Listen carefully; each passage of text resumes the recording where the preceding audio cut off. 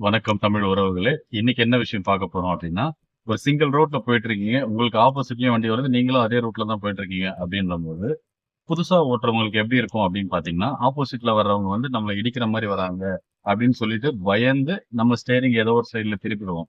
But நீங்க திருப்புற அந்த கேப்லயும் உங்களுக்கு டூ வீலர்லாம் போற மாரி இருக்கும்.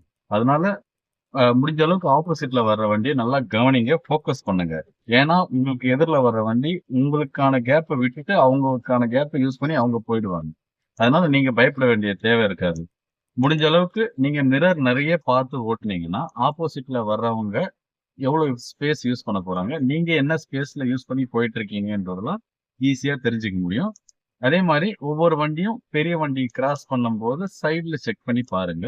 ஆப்போசிட்ல வர்றவங்கள ஃபோக்கஸ் பண்ணுங்க. பயம் இல்லாம தைரியமா நீங்க அங்க ஃபோக்கஸ் பண்ணீங்கன்னா, உங்களுக்கும் டிரைவிங் ரொம்ப ஈஸியா இருக்கும்.